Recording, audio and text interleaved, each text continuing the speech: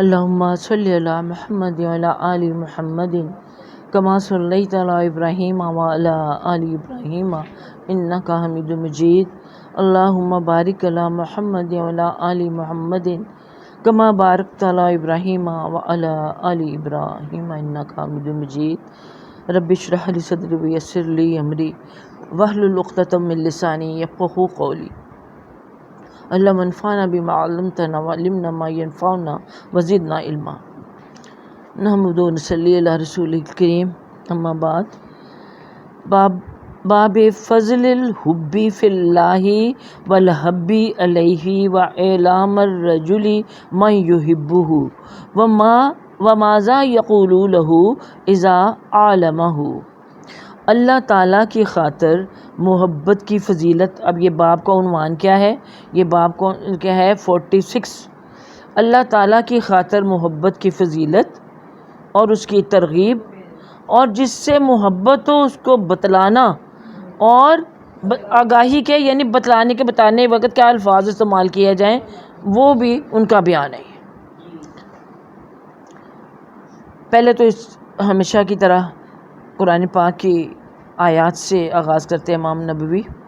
تو یہ آیات جو ہیں، پہلی ہے سورۃ الفتح کی آیت، قال اللہ تعالی محمد رسول اللہ والذین معہ اشداء علی الکفار رحماء بینہم، یہاں سے لے کے وہ آخر جو اس کی ہے سورت یا آیت اس تک انہوں نے پڑھی تھی، جس میں اب اس کا کیا ہے ترجمہ کہ اللہ تعالیٰ نے ارشاد فرمایا سورۃ الفتح آیت نمبر 29 میں کہ محمد صلی اللہ علیہ وسلم اللہ کے رسول ہیں، اور وہ لوگ جو ان کے ساتھ ہیں، یعنی آپ کے ساتھی، وہ یعنی صحابہ کرام رضی اللہ تعالیٰ عنہ جو تھے، وہ کفار پر سخت ہیں اور آپس میں رحم دل ہیں۔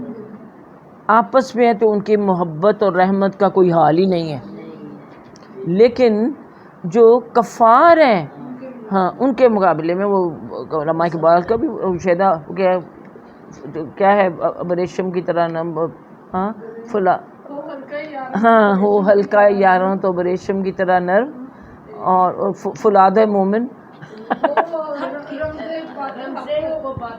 رزم حق کے حق و باطل میں فولاد ہے مومن۔ وہی بات ہے، یہ شعر علامہ اقبال کی ذرا ویژن دیکھیے، کہاں تک ان کی نظر اور کہاں تک ان کی بصیرت۔ قرآن پڑھتے ہیں، یہاں آتے ہیں، بڑے فٹ آتے ہیں، قرآن پڑھتے ہیں، حدیث پڑھتے ہیں، کیونکہ دیکھو ان کا جو سارا سورس آف نالج تھا قرآن ہی تھا۔ قرآن، ہاں ہاں، بیان کر رہے ہیں کہ وہ کفار پر سخت ہیں اور آپس میں رحم دل ہیں۔ اور اللہ تعالیٰ کا ارشاد ہے سورۃ الحشر میں، وقال اللہ تعالی والذین تبوؤا الدار والایمان من قبلہم یحبون من ہاجر الیہم، اور وہ لوگ جنہوں نے ہجرت کے گھر میں اقامت اختیار کی، یعنی جو مقیم ہیں، وہ کون تھی ہجرت کے گھر سے مراد کیا ہے یہاں پہ؟ مدینہ، جہاں مکے سے ہجرت کر کے آئے تھے، یہ مدینہ منورہ۔ تو فرمایا کہ وہ لوگ جنہوں نے ہجرت کے گھر میں اقامت، یعنی جو مقیم ہیں اور ایمان میں پختہ رہے، کہ مدینے میں رہتے ہوئے انہوں نے دیکھیے مہاجرین کی آمد سے پہلے اہل مدینہ نے اسلام قبول کیا ہوا تھا، اور وہ اس کے اوپر پھر قائم بھی تھے، اور ان کی خوبی کیا بیان کی ہے انصار کی، اور وہ ان لوگوں سے محبت کرتے ہیں جو ان کی طرف ہجرت کر کے آتے ہیں یا آئے ہیں۔ کہ ان لوگوں نے، اب دیکھیے جب یہ بیعت عقبہ اول اولا اور ثانیہ ہوئی تھی، تو اس میں انہوں نے کیا کیا؟ حضرت سعد بن معاذ اور انہوں نے وہ مقداد بن اسود، انہوں نے خود کہا تھا کہ بے آپ آئیں، یعنی ہر حال میں ہم آپ کا ساتھ دیں گے، ہاں کبھی پیچھے نہیں ہٹے۔ پھر انہوں نے ثابت کر کے دکھا دیا۔ تو اور انہوں نے پھر دیکھیے جب یہ مکہ سے لوگ ہجرت کر کے آئے تو ان کے ساتھ محبت کا کس قدر معاملہ کہ یہ مومنوں کی آپس میں محبت کا دیکھیں یہ معاملہ ہو رہا ہے نا. یہ محبت کس لیے تھی؟ اللہ کے لیے. ٹاپک کیا ہے؟ اللہ کے لیے کی خاطر محبت کی فضیلت. اب انصار کو ایسی تو فضیلت نہیں نہ ملی مہاجرین کو اپنے حساب سے کہ انہوں نے کون اپنے مال میں کسی دوسرے کو شریک کرتا ہے, کون اپنی بیوی کسی کو دوسرے کو آفر کرتا ہے. یہ حضرت سعد بن ربیع رضی اللہ انہوں نے حضرت عبد الرحمن بن عوف رضی اللہ تعالیٰ سے کہا تھا نا ہاں کہ میرے جو میرے باغات میں سے ایک تم لے لو, ایک ہاں اسی طرح سے وہ آدھا جو مال ہے وہ بھی لے لو, میرے 2 گھر ہیں, گھر تم لے لو, میری 2 بیوی ہیں, جس کو تم کہتے میں طلاق دیتا تم اس سے سائن کرا. کیونکہ ہوا یہ تھا نا کہ یہ لوگ پیچھے کی بیویاں جو تھیں وہ کافر تھیں, نہیں وہ کافر تھیں تو ان کا نکاح ٹوٹ گئے ہوئے تھے ان کے ساتھ. سورہ ممتحنہ میں آپ یہ پڑھتے ہیں نا. تو اب ان کو بیوی آفر کی, ایک انسان کو جو جو چاہیے ہوتا ہے, یعنی اس حد تک اثار. ہاں تو یہ سارا آپ کو اور یہ بھی سوچئے کہ اتنا زبردست جو انہوں نے اثار کا اور مواخات کا مظاہرہ کیا تھا, ان کو پتہ نہیں تھا کہ کتنے عرصے تک یہی حالات رہیں گے. وہ تو اللہ کی حکمت کہ اللہ تعالیٰ نے جلدی حالات بدل دیے, لیکن ٹف ٹائم دیکھا انہوں نے. لیکن اس ٹف ٹائم کے اندر جب انہوں نے یہ آفر کی حضرت عبد الرحمن بن عوف کو رضی اللہ تعالیٰ عنہ, تو انہوں نے کہا کہ بھائی میں تو ایسے گھر بازار کر میں تو ایک تاجر پیشہ لوگوں سارا کچھ میں پیچھے چھوڑا, تم مجھے بازار کا راستہ دکھاؤ کہ میں جا کے وہاں کو کام کاج کروں اور اپنا کماؤں. اور اس کے بعد پھر دیکھیے عبد الرحمن بن عوف کو اللہ تعالیٰ نے, جب ان کی یہ نیت تھی کہ ڈپینڈنٹ نہیں ہونا اور اپنی محنت سے کمانا ہے, تو اللہ تعالیٰ نے پھر کس قدر ان کو برکت عطا فرمائی.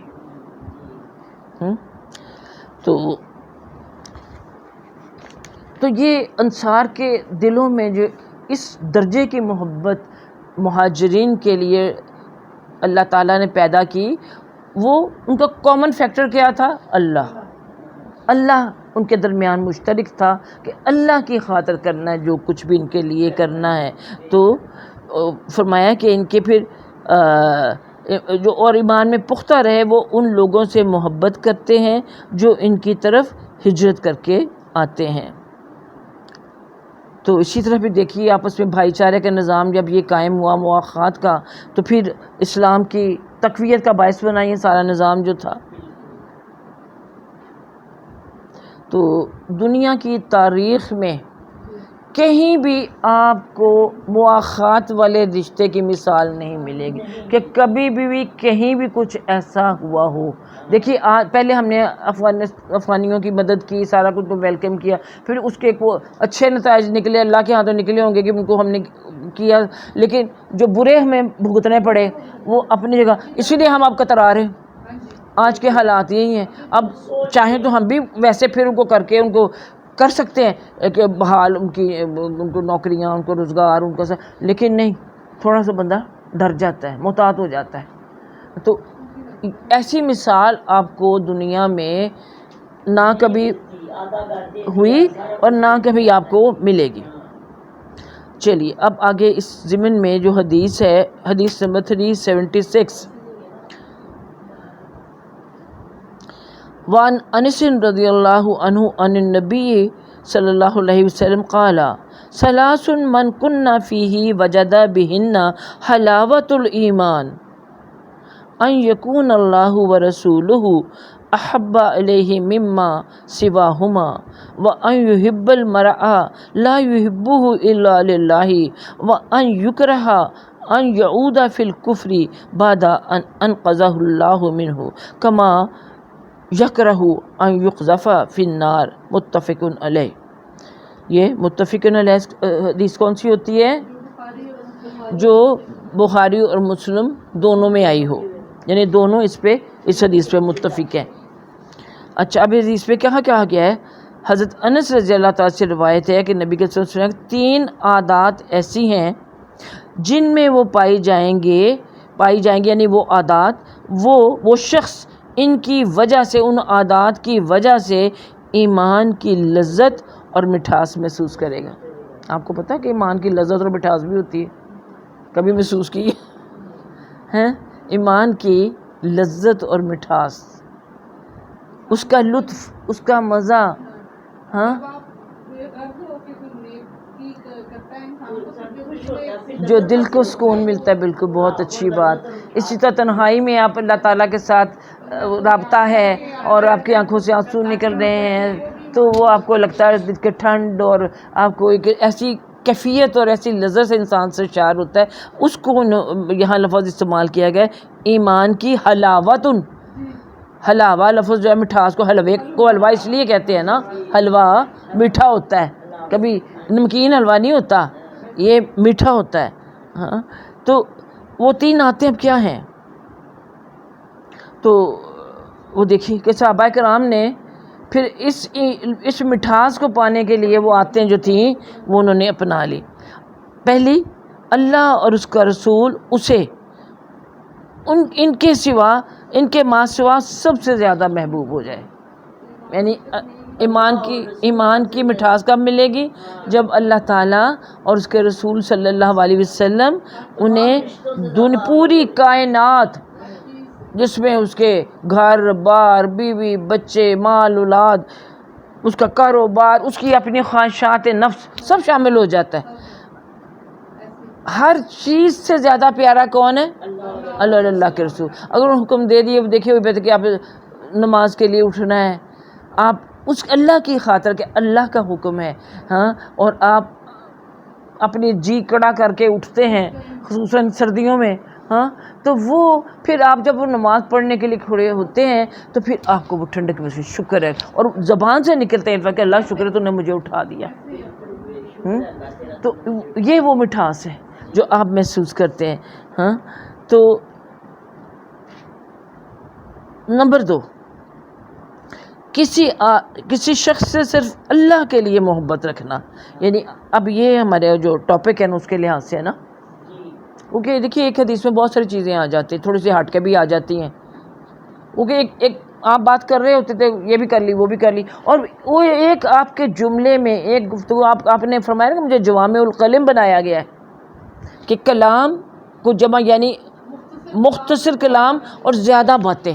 اب دیکھیے اس میں کتنی باتیں آ جاتی، آگے ہم ان کی تشریح کریں اور کوئی صاحب علم کرے تو پتہ نہیں کیا کیا کچھ بتا دے ہیں۔ تو نمبر 2، کسی آدمی سے صرف اللہ کے لیے محبت رکھے کہ اس کا دونوں کا تعلق کیا ہو؟ اللہ کی محبت، دونوں کے درمیان ہاں کوئی نہ کسی کی وہ اپنی بٹیوں کے رشتے کی بات کرے، رشتہ دینے کے لیے لوگ بھی آگے بڑھ بڑھ کے ملتے ہیں نا، تعلق نبھانے کی کوشش کرتے ہیں، تحفے تحائف دیتے ہیں، افسروں کو بھی تحفے تحائف، ان کی چاپلوسی، ان کے آگے پیچھے پھرنا کہ اس کے لیے الیکشن میں ٹکٹ مل جائے گا یا اس کی قربت مل جائے گی، دیکھیے یہ چیز ہوتی ہے نا، ہاں اس کے لیے تو جو وہ محبت کا مظاہرہ وہ شخص کرے، اس کے لیے نہ کوئی مال اس کے پیش نظر ہو، نہ کوئی مجھے کوئی عہدہ مل جائے گا، مجھے پروموشن مل جائے گی۔ اکثر لوگ افسروں کی خوش آمدیں کرتے پھرتے ہیں، وہ وجہ یہی ہوتی ہے نا۔ تو ان کا جو اصل چیز ہوتی ہے وہ ملتے ہی ایسے لوگوں سے جن کی صحبت میں، جن سے مل کے اللہ کی جو محبت ہے اس میں اضافہ ہو، اور کوئی مقصد نہیں ہوتا۔ آپ پیچھے بھی حدیثیں پڑھتے آئے ہیں اس موضوع کے ملتی جلتی کہ کوئی ابھی پھر دوبارہ ریپیٹ ہوگی، جو فرشتہ راستے میں اللہ بٹھاتا ہے کس لیے جا رہا ہے؟ اللہ کی خاطر محبت ہے مجھے اس شخص سے، اس لیے میں ملنے جا رہا ہوں۔ ہاں تو اس طرح سے جس کسی اللہ والے سے، دیکھیے ہم بھی دین کی محفلوں میں جاتے ہیں، آپ کو پتہ چلتا فلاں فلاں کا درس ہو رہا ہے فلاں جگہ پہ، ڈاکٹر فرت آئی ہوئی ہیں، یا پیر ذوالفقار آئے ہوئے ہیں، یا ابھی ہم کیا نام تھا وہ رفت مقبول ہیں، یا وہ کوئی بھی اللہ کا ذکر کرے، اب بابا آئے ہوئے، اب ذاتی طور پہ تو ہم ان کو نہیں جانتے، نام ہم قریب جاتے ہیں، نہ پتہ ہے کہ کوئی تعارف نہیں ہے، کچھ نہیں تعلق نہیں ہے، کس لیے وہاں گئے؟ اللہ کی باتیں سننے کے لیے، اللہ کی باتیں سننے کے لیے۔ وہ جتنے بھی وہاں آئے ہوئے ہیں ان سب کے پیش نظر کیا ہے؟ اللہ، کہ اللہ کی باتیں سننے۔ اس لیے مجھے نہیں اچھا لگا کرتا کہ ایسے جو کھانے کے بڑے بڑے اہتمام کیے ہوتے ہیں، کچھ کھانے والے بھی تو جمعہ جان جنال پہنچ جاتے ہیں نا ہر جگہ،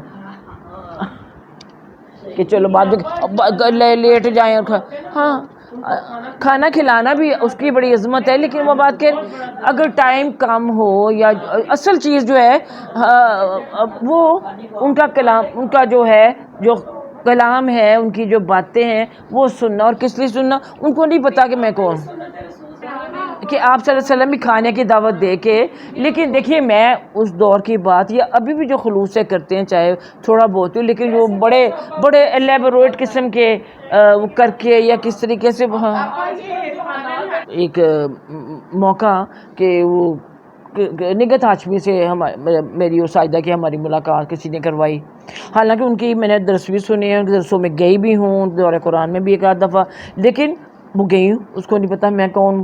اس دن تھوڑا سا مطلب تعارف ہوا ہمارا، تو ہم جاتے ہیں ہمیں پتہ ہی نہیں ہوتا. پھر میں نے ان کے حوالے سے بتایا بھی کہ وہاں ایسے آپ کی کتاب یہ اس طرح سے، تو ہم جانتے ہیں ان کو. اور کیا ہمارا آپس میں تعلق ہوتا ہے؟ اللہ. تو اللہ کی خاطر ہم کہیں بھی جائیں، اور یہ نہیں کہ آپ کو کوئی انویٹیشن دے تو تبھی آپ نے جانا ہے.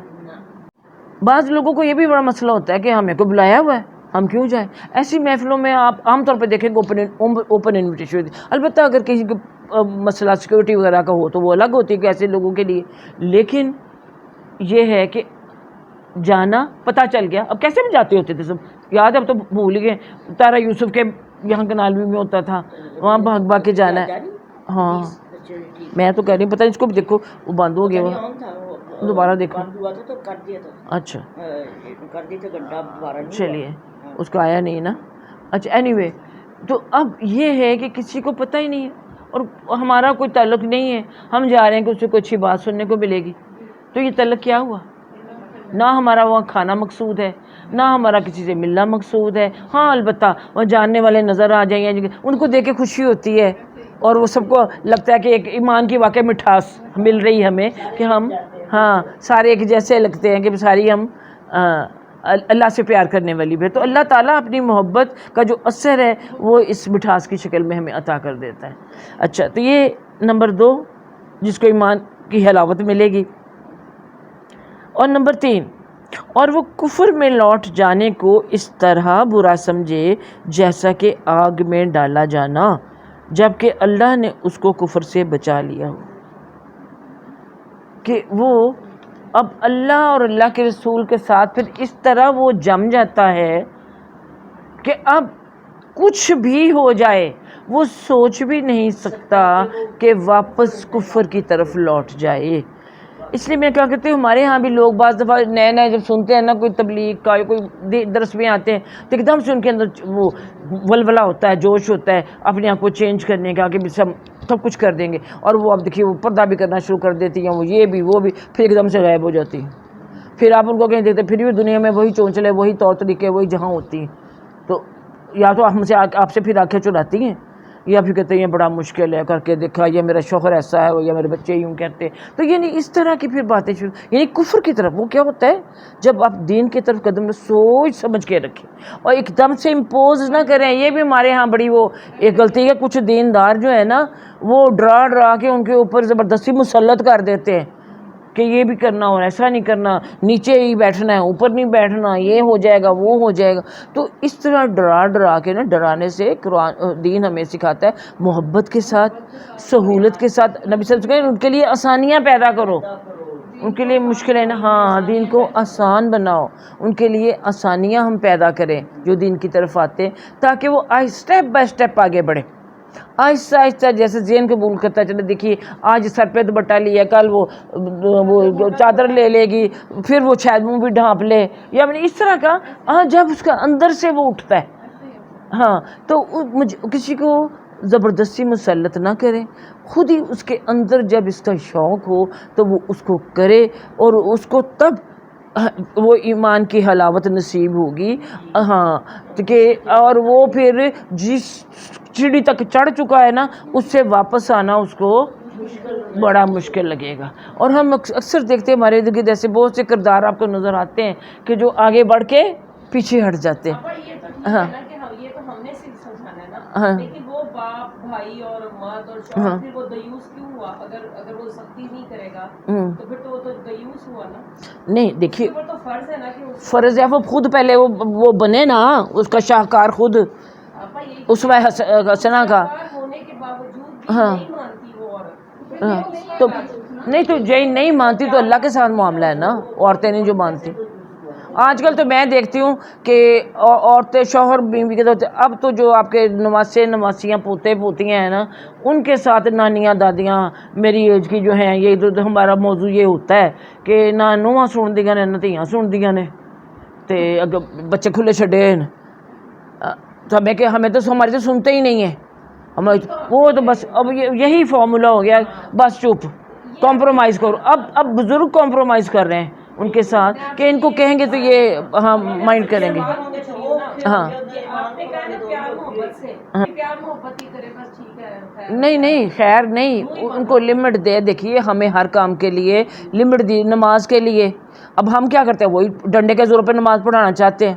اس کا ایک تدریج گریجولی جو ہمیں طریقہ دیا گیا کہ اب اتنا بچہ ہو گیا اس کو اب سکھا دیا ہے اب اس کو پڑھو اب تھوڑی وہ پڑھ لے. اب وہ 7 سال سے 3 سال 10 سال تک اس کو دیے کہ اب اس کی عادت پختہ ہو.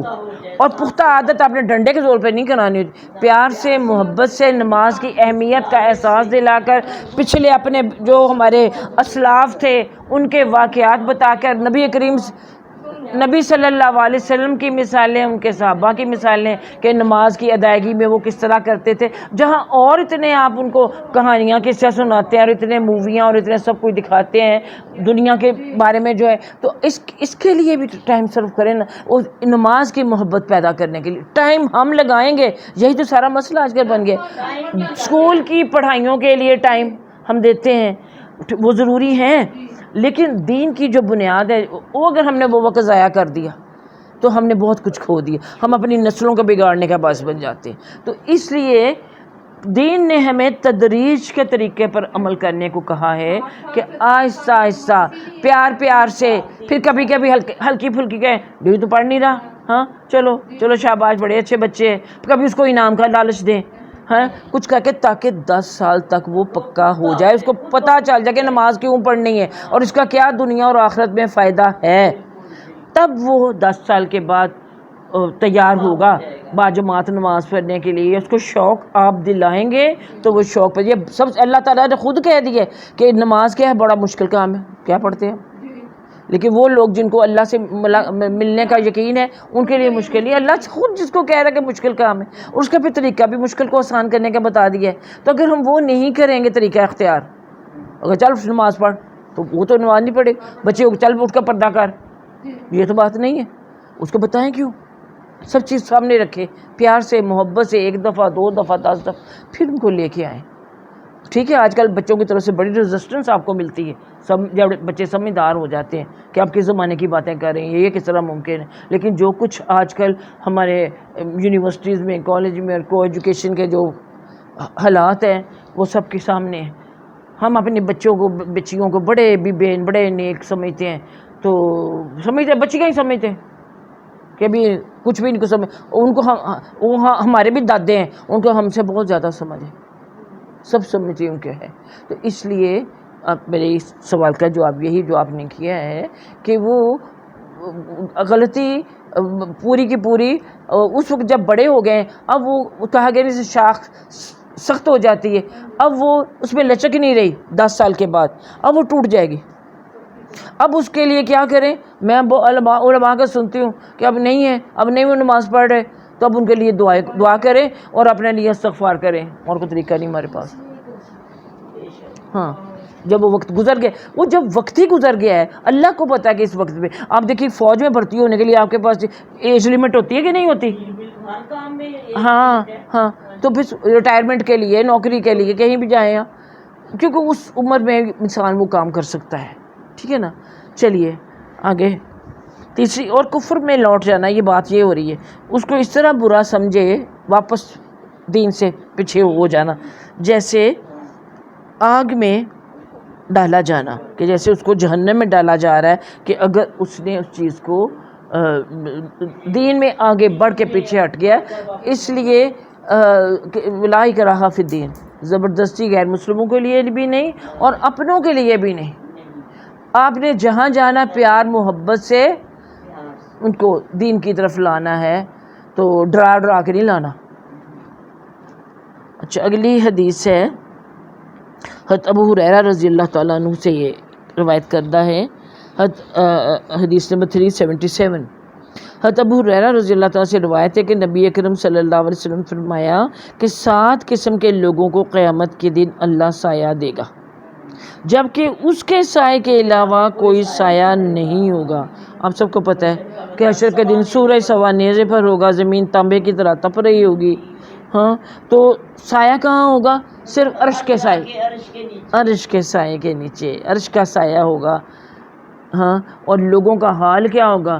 ننگے بدن ہوں گے، وہ ننگے بدن ہوں گے. ہاں، اور کپڑے بھی نہیں پہنے ہوئے، اور پسینہ ان کا سر سے لے کے پاؤں تک جا، کسی کا سر سے پاؤں، کسی کا گردن سے پاؤں تک. یہ آپ کو حدیث میں سب ملتا ہے، جس طرح کسی کے اعمال ہے اس کے مطابق.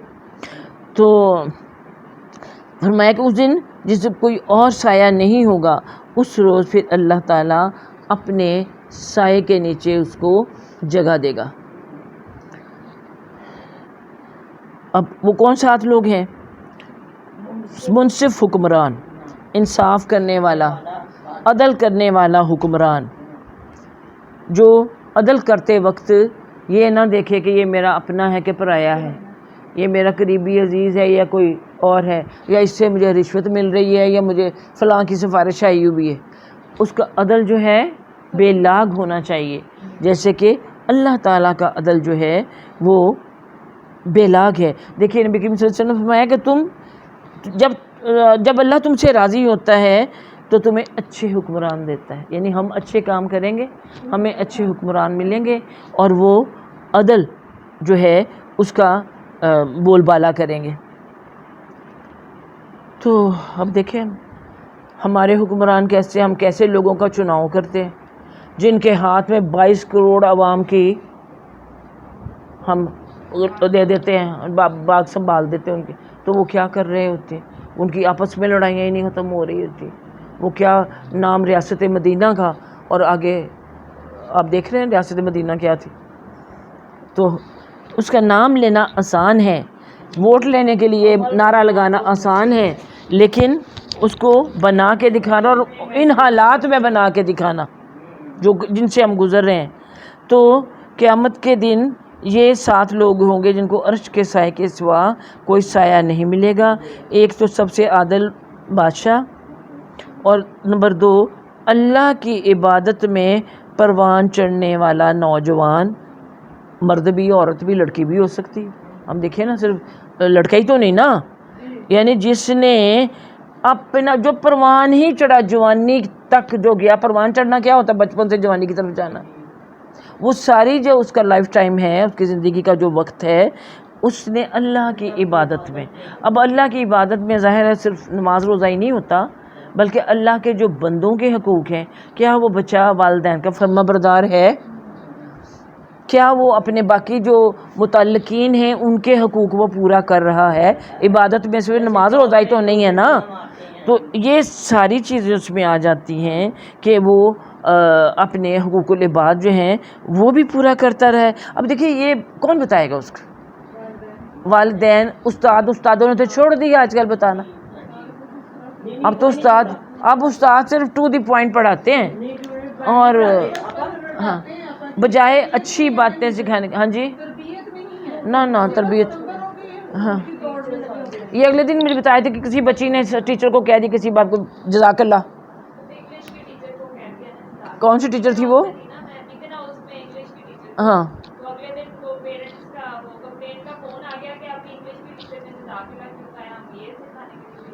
ہاں، یہ بھی کہ نا اس کی اسٹوڈنٹ نے فیس بک کیا، انہوں نے اسے بچی نے گھر میں سکھایا ہوگا کہ کوئی دے تو اس کو جزاک اللہ کہتے ہیں، کچھ بھی کرے تو جو ٹیچر کو بھی کہہ دیا. تو آگے وہاں پہ انہوں نے ایشو اٹھا لیا کہ ہم بچوں کو یہ سکھانے کے لیے نہیں بھیجتے. کیا ہاں کہ ہم بچوں کو جزاک اللہ سکھانے کے سیکھنے کے لیے بھیجتے ہیں. دیکھو تو پنجاب اسکول میں نا بند رکھنا تاکہ میری ہاں تو ہم نے بھی اپنے بچوں کے لیے چارٹ بنا کے اور وہ کیا بڑا کچھ کرتے رہے. الحمدللہ شکر اللہ کا پڑھتے ہیں, تھوڑی پڑھے زیادہ پڑھیں, کوئی چھوڑ دیں کوئی الگ بات ہے, لیکن ان کو ایک اس چیز کی طرف ہے کہ بھی ہم نماز پڑھنی ہے. ہاں اور ظاہر ہے پھر ماں بتاتی ان کو یہ کہ کیوں پڑھنی ہے, تو اس لیے پھر الحمدللہ. تو وہ نوجوان لڑکا یا لڑکی جو کہ جس کی بچپن جوانی عبادت میں گزرا, اس کو بھی اللہ کے عرش کے سائے کے نیچے جگہ ملے گی, کیونکہ جوانی میں تو بڑے کرنے کے کام ہوتے ہیں, بڑے ہلے گلے ہوتے ہیں, فنکشنز ہوتے ہیں, اپنی خواہشات ہوتی ہیں, بازاروں میں پھرنے کا شوق ہوتا ہے, کیا کچھ نہیں ہوتا. ہاں ان سب کو پس پش ڈال کے جو شخص بھی لڑکا یا لڑکی اپنے آپ کو باقی جو حقوق ہیں ان کو پورے کرنے میں لگے رہے, گھر میں والدین بیمار ہیں ان کو ہاسپٹل لے کے جانا, ان کو لے کے جا رہی ہے, بیٹی ہے تو ان کی خدمت کرنی ہے, دبانا ہے, کھانا پینا, اور یہ کہ نہیں جی میری تو کلاس ہے یا میرے تو فلاں فنکشن ہے, میں تو سہیلی کے گھر فلانے کی برتھ ڈے ہے, میں تو جانا ہی جانا ہے, یہ میڈ کر دے گی, یہ کر دے گی, وہ مطلب اس طرح سے جان چھڑانے والا ہو نہ ہو, اس کو پتہ ہو کہ یہ فوقیت کس کو دینی ہے, اپنے ہاں حقوق العباد کو. تو جو اب یہ بچہ جو اس طرح چلے گا پھر اس کو آپ پروان چڑھے گا, اچھے برے کا آپ بتائیں گے. اب سب سے بڑا تو آپ کے پاس یہ موبائل جو آ گیا ہوا, یہ ٹی وی, یہ جو کچھ, وہ اللہ یہ ہدایت دے جن کو, تو اس کے ذریعے بھی دیکھیے بہت کچھ ان کے پاس پہنچ رہا ہے. ان حالات میں آپ کی ذمہ داری اور بھی زیادہ ہو جاتی ہے کہ اب ان کو بچا کے رکھنا ہے, کیا کرنا ہے, ہاں اس کو کرنا اس طرح سے کہ بھی اس سے کچھ محفوظ رکھے. ہم نے ابھی تک اپنے بیٹے کو ریحان کو وہ لیول پہ ہم نے موبائل نہیں لے کے دیا اس کو. ماں کے موبائل کے اوپر اس کے دوستوں کے بھی میسج آتے ہیں, یہ بھی ضرور تو پڑتی ہے نا اب.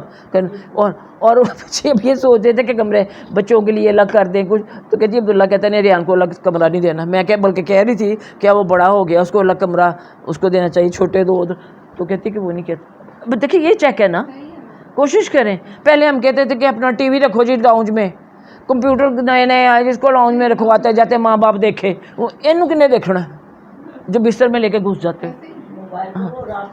ہاں جو وہی بات ہے ماحول سے. اب کوئی دنیا کچھ بھی کر رہی ہو, ایسے برا سمجھے سے آگ میں جانا. اب بچوں کو ڈریس اپ جس طریقے سے ہم بچیوں کو کرواتے ہیں, بڑی چھوٹیاں بھی تو بڑیاں بھی ڈریس کہتے ملتے ہی تو ایسے ڈریس ہے, کیوں آپ وہ ملتے ہیں تو آپ وہ نہ پہنائیں, آپ خود سلوا کے پہنائیں ان کو بتائیں کہ کیوں ایسا پہننا ضروری ہے. ہاں ہاں اچھا پھر نمبر 3, اچھا اللہ ہمارے بچوں کو اللہ تعالیٰ توفیق دے کہ ایسی جوانیاں بے داغ جوانی اللہ تعالیٰ ان کو عطا کرے. پھر نمبر 3 وہ شخص جس کا دل مسجد سے لگا ہوا ہو. اب کس کا دل مسجد سے لگا ہوا ہوتا ہے جو ہاں ایک پڑھ لی ہے. اور پھر دیکھیے اللہ تعالیٰ نے نمازوں کو بھی نظام کوئی ایویں نہیں بنایا ہوا, بڑا پلاننگ کے ساتھ, بڑی حکمت کے ساتھ. اب صبح فجر کی نماز آپ نے پڑھی, آج کل کتنے بجے ہو رہی فجر کی نماز جو مسجدوں میں ہوتی ہے عام طور پہ, وہ 5 5:30 ہاں. تو آپ سوچئے کہ 5 بجے اگر کوئی نماز یا 5:30 پڑھ لیتا ہے, اس کے بعد ظہر کی نماز تو کتنے گھنٹے, 7-8 گھنٹے مل جاتے ہیں نا. وہ دنیا کے کاروبار کے اپنے کام, عورتیں ہیں تو گھر بار کے کھانے پکانے, یہ کرنے وہ کرنے, وہ سارے کام کریں. اب ظہر کے لیے پھر وہ جائے مسجد میں, اور مسجد میں جانے کا دیکھیے صرف اور کیا فائدہ فزیکلی آپ کے لیے. ایسے تو آپ واک کے لیے ٹائم نہیں نکالتے, آپ کو واک کا موقع مل جاتا ہے کہ آپ مسجد میں جا رہے ہیں آ رہے ہیں. ہاں وہ جانا آنا آپ کا لگا رہتا ہے. اس وقت پھر وقت کون سا ہوتا ہے, کھانا کھایا. اب اگر نارمل فطرت کے تحت آپ چلیں تو پھر اب کھانے کا ٹائم ہو گیا, تو اب آپ کا ظہر کی نماز پڑھ لی, اب کھانا کھائے کلولہ کرے, وہ ٹائم ہی ریسٹ کا, تھوڑا سا کلولہ کریں, پھر اٹھیں آپ, پھر عصر کی نماز پڑھیں اور اپنے باقی سارے کام کاج نپٹائیں. اتنے میں شام ڈھلنا شروع ہو جاتی, ساری دکانیں بند کر دو, شیطان اور اس کے بچے نکل آتے ہیں. اب سمیٹ لو مغرب کے ساتھ, ہاں سارا جو کاروبار زندگی ہے اس کو ختم ہو جانا چاہیے. رات 2 وقت کا کھانا ہے نا, اب رات کا کھانا کھاؤ. ہم تو دوپہر کو کھاتے ہیں, صبح بھی کھاتے ہیں, تو وہ رات کا کھاؤ, جلدی کھا لو, اب دیکھیے ہم میں سے بہت سے لوگ ہیں، اب یہ دلیپ کے گئی، یہ لوگ بھی مغرب کے بعد کھانا کھا لیتے ہیں، میرے بھائی کی طرح بھی وہاں ہاں وہ اسلام آباد والے ان کے بھی شام و شام ٹیبل ساتھ ہی مغرب کے ساتھ لگ جاتی ہے، کھانا کھا لیتے، اور ہمارے گھر رات کو 11-12 بجے کام ہو رہا ہوتا ہے. وہ اپنی روٹین ہی ہم نے غلط کر لی ہوئی ہے نا. ہاں اور یہ بھی ڈپینڈ کرتا ہے کہ ہمارے مرد کا کھانا ان کے ٹائمنگز کیا ہیں یا کس طرح سے. اور پیچھے زیادہ یہ جو لاک ڈاؤن ہے نا اس کی وجہ سے زیادہ گڑبڑ ہوئی ہے، اس کی وجہ سے. ہاں رات کو جاگنا، دن کو سونا. اب تو رات کو بھی جگہ نماز تک جگہ بھی نہیں، جا سے نماز بھی لیٹ ہونا شروع ہو گئی. تو دیکھیے یہ بڑی حکمت ہے اس کے اندر.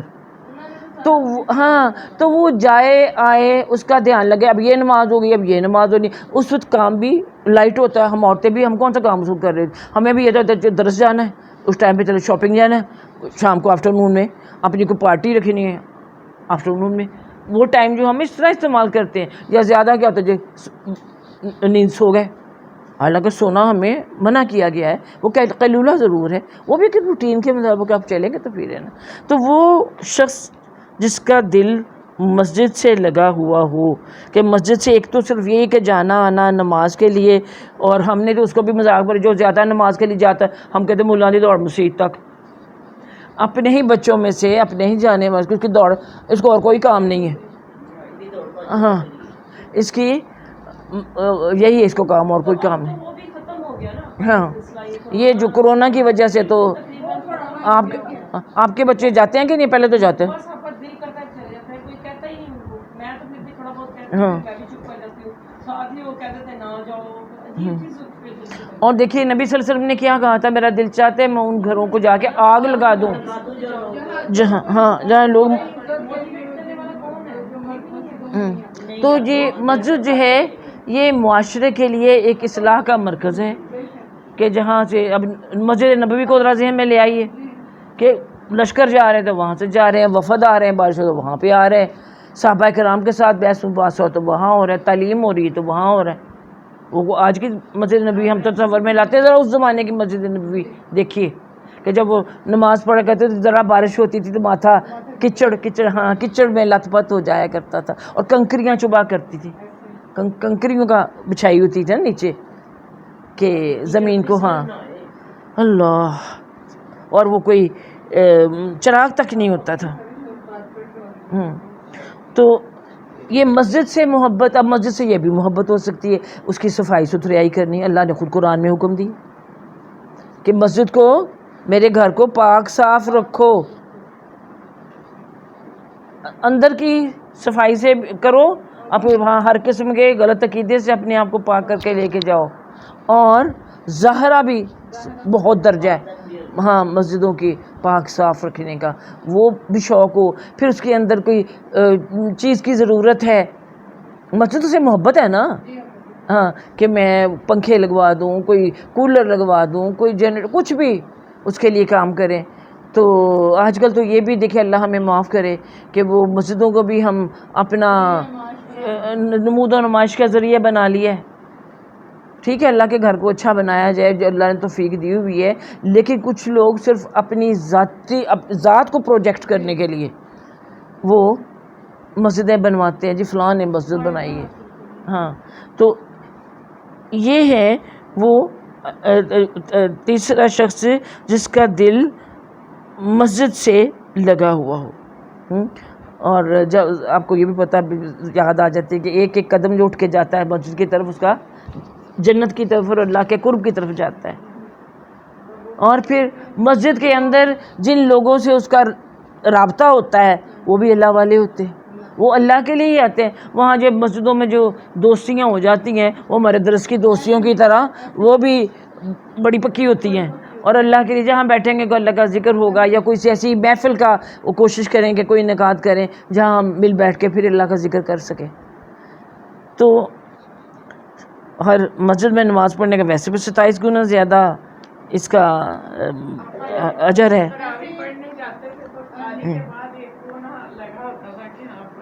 اب یہ اس کے بعد جو آ گیا پوائنٹ نمبر 4، اللہ کی خاطر ایک دوسرے سے محبت کرنے والے، یہ جو ہمارا اصل پوائنٹ ہے، اور اسی پر وہ جمع ہوتے اور جدا ہوتے ہیں.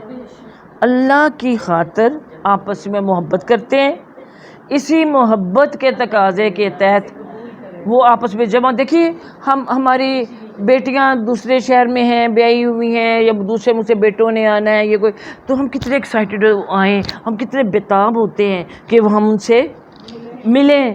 ہاں، اور مل کے ہمیں وہ سکون ملے، ہمیں وہ یعنی اپنا جو ہمارا خونی تعلق ہے اس کے حوالے سے.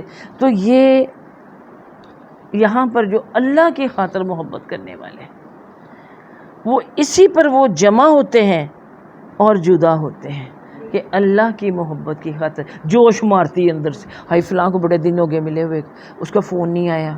اپنے رابطے رکھنے ان لوگوں سے جن سے ہی، اب دیکھیے آج سے 50 سال پہلے جن کے ساتھ میری اللہ کے حوالے سے دوستیاں تھیں جب یہ کتاب الہی کا آغاز کیا تھا، تو ابھی بھی ان سے وہی محبت اندر پیدا ہوتی ہے، اپنی استاد سے بھی، اور اپنے وہ جو ساری تھیں اپنی، ہاں کوئی دنیا سے چلی گئی ہیں، کوئی ہیں، تو دل چاہتا ہے کہ اتنا عرصہ ہوگا اس کی خیر خبر پتہ کریں کہ کس طرح سے.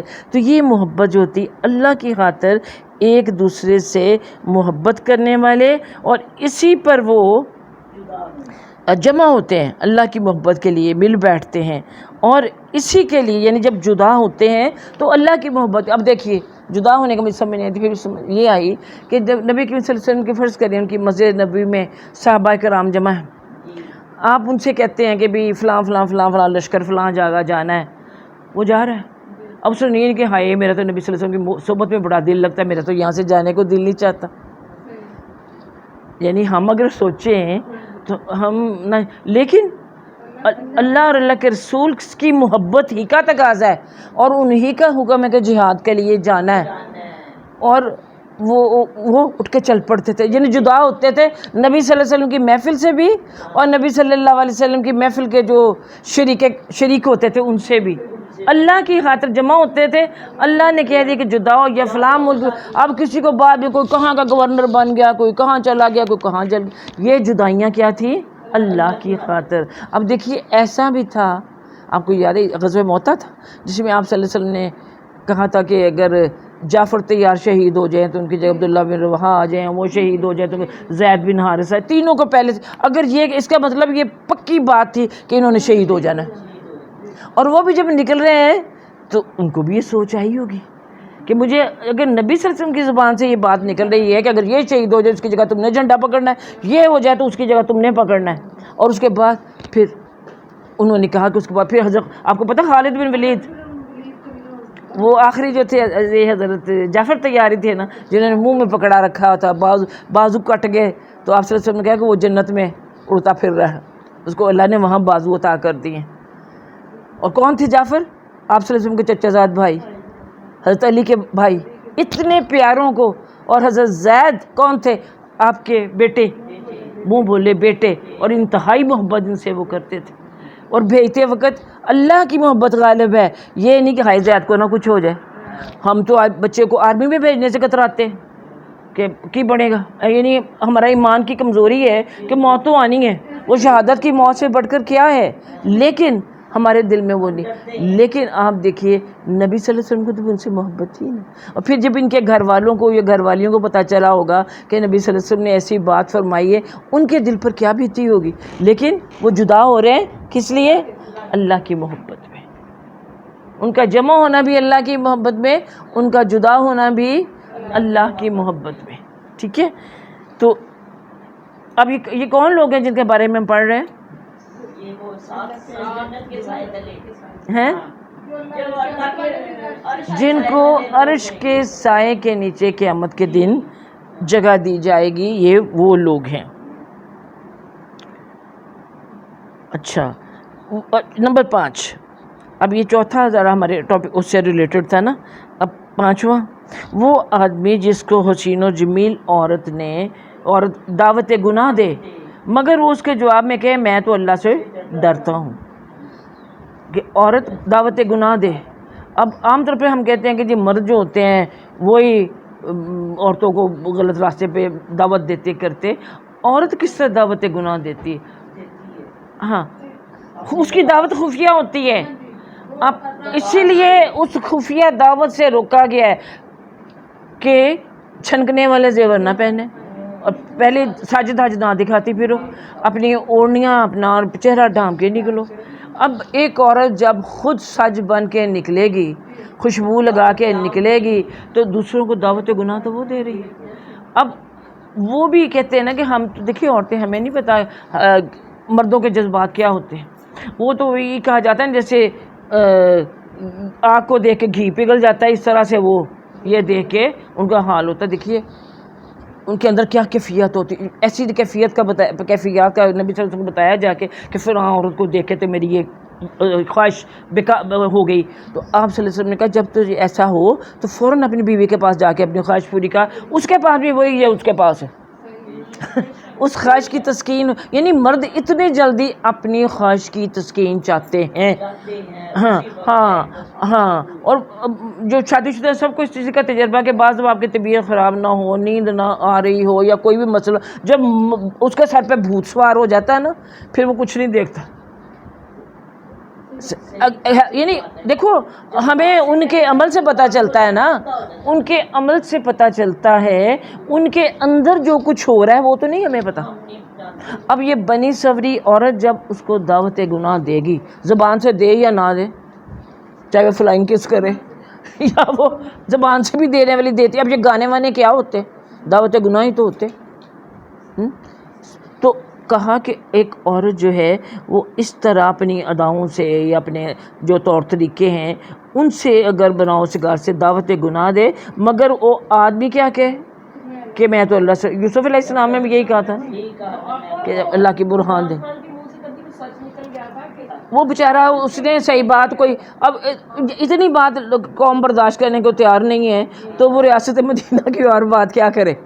یعنی لوگوں کو اس کی ایسی باتیں بھی جو ہیں کہ بھی ہاں ہاں پردے کی بھی اس نے برے لباس کی بات کی تو ابھی اٹھ کھڑے ہوئے لوگ۔ اب جو بھی وہ بات کرتا ہے اگر آہستہ آہستہ یہ جو نظر آتے ہیں جن کی وجہ سے برائی معاشرے میں، تو لوگ اس کے پیچھے ہو جاتے ہیں۔ ہاں تو اب وہ جو عورت اس کو دعوت گناہ دے مگر وہ اس کے جواب میں کہ میں تو اللہ سے ڈرتا ہوں۔ دیکھیے آج کا مرد اگر کچھ ایسا کر لے یا کہہ دے تو سوچئے ذرا اس کا کتنا اللہ کے ہاں مرتبہ اور مقام، پھر اس کو کیوں نہ عرش کے سائے کے نیچے جگہ ملے گی۔ اور نمبر 6، وہ آدمی جس نے کوئی صدقہ چھپا کر کیا حتیٰ کہ اس کے بائیں ہاتھ کو بھی علم نہیں کہ اس کے دائیں ہاتھ نے کیا دیا۔ یعنی اس کی اہمیت زیادہ ہے۔ جو فرض صدقات ہوتے ہیں، زکوٰۃ وغیرہ، وہ اعلانیہ بھی آپ دے سکتے ہیں۔ آپ بتائیں کہ ہاں میں دیتی ہوں، یا میری اتنی زکوٰۃ نہیں، اتنا میرا زیور ہے، اتنی زکوٰۃ میں دیتی ہوں، وہ آپ کریں۔ اگر کوئی مستحق ہو تو مجھے بتاؤ، میں دے دوں گی، اس کا کوئی حرج نہیں۔ لیکن جو آپ کسی کی اندر کھاتے ہیں، آپ کسی کی امداد کرتے ہیں، تو تاکہ دوسرے کی عزت نفس جو مجروح، اول تو یہ زکوٰۃ جو ہے نا، یہ بھی آپ خود اس کا اظہار کریں کہ میں دیتی ہوں تاکہ دوسروں کو ترغیب ہو، لیکن یہ نہیں کہ جس کو دے رہے ہیں اس کو کہیں گے ہاں، اس کو کہیں کہ یہ ہم تمہیں زکوٰۃ میں سے دے رہے ہیں۔ تو اب یہ ہے کہ دائیں کہا کہ حتیٰ کہ اس کے بائیں ہاتھ کو بھی علم نہیں کہ اس کے دائیں ہاتھ نے کیا دیا۔ اس سے یہ پتہ چلے جب آپ کچھ بھی دیں، کوئی بھی کام کریں، دائیں ہاتھ استعمال کریں۔ اپنے بچے کو کھانا بھی دے رہے ہیں، کھانا تو دائیں ہاتھ سے ہوتا ہی، کوئی بھی کام، میں کتاب میں دے رہی ہوں دائیں ہاتھ سے، آپ مجھے پانی دے رہی ہیں دائیں ہاتھ سے دیں۔ یہ اللہ نے یہ دایاں ہاتھ ایسے کاموں کے لیے، یعنی ہر کام کا جو داہنے ہاتھ کی اہمیت ابھی آپ نے ساری اصحاب الجمین کی پڑھ سن لی ہے اچھی طرح۔ تو یہ کہ اس کو یعنی اب ضروری نہیں ہے کہ آپ اپنے رشتہ داروں کو بتاتی پھریں میں نے اس کو اتنا دیا، میں نے یہ کیا۔ ہم بڑا اس کو ریاکاری کا پھر ایک وہ ذریعہ بنا لیتے ہیں، دیتے ہیں چھپ چھپا کے دیں، لیکن اس کا مطلب یہ نہیں ہے کہ آپ چھپ چھپا کے دے رہے ہیں تو آپ شوہر کے مال میں سے نکال کے دے جا رہے ہیں اور اس کو بھی نہیں بتاتے کہ میں نے کتنا نکالا، یا آپ والدین کے مال میں سے آپ اللہ کی راہ میں دیتے چلے جا رہے ہیں چھپا کے، ان کو بھی نہیں بتاتے کہ آپ کے مال میں سے میں نے کیا کچھ میں کر چکی ہوں۔ یہ نہیں، مقصد یہ ہے کہ ایسا کہ کسی کو ہاں یہ صرف اللہ اس کا گواہ ہے، اللہ جانتا ہے کہ آپ دوسرے کو اس طرح سے اس کی مدد کر رہے ہیں۔ اور پھر 7ویں اور آخری بات فرمایا کہ وہ آدمی جس نے تنہائی میں اللہ کو یاد کیا اور اس کے خوف سے اس کی آنکھوں سے آنسو بہہ پڑے۔ تنہائی میں یاد کیا ہوتا ہے ایسا؟ کبھی آپ کو تنہائی میں یسر ہو، اور یہ سب سے اچھی تنہائی تو تہجد کی ہوتی ہے. لیکن دن کے وقت بھی اگر گھر والے گھر میں نہ ہوں، آپ اکیلی ہیں یا کسی بھی جگہ ہیں اور آپ کو موقع مل گیا اللہ کے ساتھ بات چیت کا، دکھ درد بیان کرنے کا، اور پھر اللہ تعالیٰ کی محبت میں یا اللہ تعالیٰ کے خوف سے آپ کی آنکھوں سے آنسو بہہ پڑے. کہا کہ اگر ایک مکھی کے سر کے برابر بھی آنسو نکلتا ہے نا تو وہ بھی بخشا جائے گا. مکھی کا سر کی کیا بکت ہوتی ہے. ہاں تو آپ صلی اللہ علیہ وسلم فرمایا کہ 2 آنکھیں جس پہ جہنم کی آنکھ حرام ہے. کون سی؟ جو اللہ کی یاد میں تنہائی میں رویا، اور دوسرا وہ جو جہاد، جو پہرا دینے کے لیے، اسلامی سرحدوں کا پہرا دینے کے لیے کھڑا ہوا اور اس کی آنکھیں جاگتی رہیں پہرا دینے کے لیے. تو ہاں، تو یہ جب آپ تنہائی میں ہوتے تو پھر ظاہر اپنے جو گناہ ہیں، اپنی کوتاہیاں، وہ بھی یاد آتی ہیں، اور اللہ کی رحمت کی طرف بھی آپ کی نظر ہوتی ہے، اور آپ کو دل پسیج جاتا ہے اور آپ کو رونا آ جاتا ہے. تو اللہ تعالیٰ ہمارے اندر یہ 7 صفات ہے. اللہ تعالیٰ ہمیں، ایک تو ہے ہی نا، ہم اللہ کی خاطر جمع ہوتے اور جدا ہوتے انشاءاللہ. تو اللہ تعالیٰ ہم سب کو قیامت کے دن عرش کے سائے کے اور موتیوں کے ممبروں کے اوپر اللہ تعالیٰ جگہ عطا فرمائے. وآخر دعوانا الحمدللہ رب العالمین. اب اتنی بھاگ دوڑ میں اینڈ میں ہم پہنچے ہوتے ہیں کہ دعا بھی میں کسی سے کرانا کی گنجائش نہیں ہوتی. ہے کوئی کرنے کی؟ میں ہی کر رہی ہوں 2-3 باریوں سے. ہاں جی، آپ کرو گی؟ ہنیا کرو گی؟ ہنیا دعا کرو گی؟ کر لو. اچھا چلیے، چھوٹی مختصر. ربنا آتنا فی الدنیا حسنۃ وفی الآخرۃ حسنۃ وقنا عذاب النار. ربنا لا تزغ قلوبنا بعد إذ هديتنا وهب لنا من لدنك رحمة إنك أنت الوهاب. یا الہ العالمین، یہ جو ٹاپک ہے ہمارا، یہ آپ کی اور آپ کے رسول صلی اللہ علیہ وسلم کی محبت کے بارے میں ہی ہے.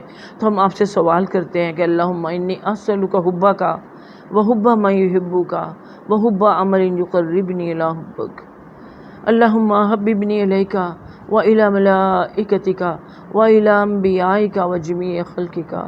یا الہ العالمین، یہ ربیع الاول کا مہینہ ہے، نبی صلی اللہ علیہ وسلم کے میلاد کا مہینہ ہے. اب جب آپ نے نبی رحمت کو رحمت للعالمین بنا کے بھیجا تھا، پورے عالمین کے لیے رحمت بنا کے. یا اللہ تعالیٰ ہمیں توفیق عطا فرما کہ ہم اس رحمت سے اپنے ظرف کے مطابق حصہ وصول کر لیں. اللہ ان کی سنت طیبہ پر چلنے کی توفیق عطا فرما یا رب العالمین. تو ان کی سنتوں کو جاننے، جس طرح کہ ہم یہ احادیث مبارکہ کی جو ذکر اذکار کر رہے ہیں، یا اللہ تعالیٰ جو ہم پڑھتے ہیں ہم ان پر عمل کرنے کی بھی توفیق عطا فرما، تاکہ ہم روز حشر ہمیں بھی وہی عرش کے سائے کے نیچے ہمیں جگہ مل سکے.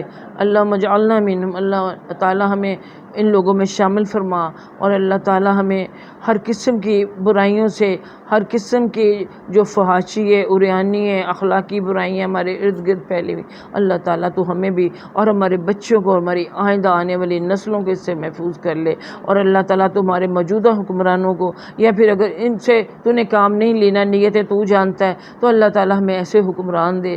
ہمیشہ دعا کرتے کرتے ہم تو بوڑھے ہو گئے کہ جو تیرے نام پر حاصل کیے گئے اس وطن کے اندر، اللہ تیرے ہی نام کا بول بالا کرنے کے قابل ہو جائیں. ہمیں ایسے عادل حاکم عطا فرما دیجئے. اللہ تعالیٰ ہم سب کی اس حاضری کو قبول فرمائیے. سب کے دلوں میں جو بھی نیک اور جائز حاجات ہیں پوری فرمائیے. ہمارے عزیزوں میں سے جو آپ کے پاس پہنچے، اللہ ان کو جنت الفردوس میں جگہ عطا فرمائیے. یا اللہ خاص طور پر ہمارے والدین میں سے جو آپ کے پاس پہنچے، ان کو جنت الفردوس میں جگہ عطا فرمائیے. اللہ تعالیٰ میرے میاں صاحب کی کل برسی ہے، یا اللہ تعالیٰ تو ان کو ان کی مغفرت فرما، ان کو جنت میں اعلیٰ مقام عطا فرما کہ ان کے تعاون کے بغیر میں یہاں تک نہیں پہنچ سکتی تھی. اللہ تعالیٰ تو ان کو اس کا اجر عطا فرما یا رب العالمین.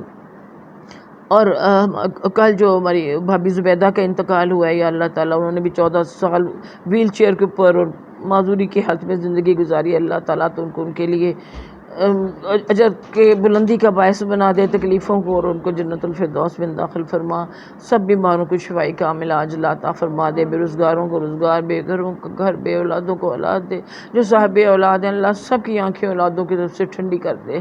اللہ مغفر لی ذنبی و وسع لی فی داری و بارک لی فی رزقی. ربنا حب لنا من ازواجنا و ذریاتنا قرۃ اعین واجعلنا للمتقین اماما. آمین ثم آمین. وصلی اللہ تعالی علی خیر خلقہ محمد وعلی آلہ وصحبہ اجمعین برحمتک یا ارحم الراحمین. سبحانک اللہم و بحمدک نشہد ان لا الہ الا انت نستغفرک و نتوب الیک.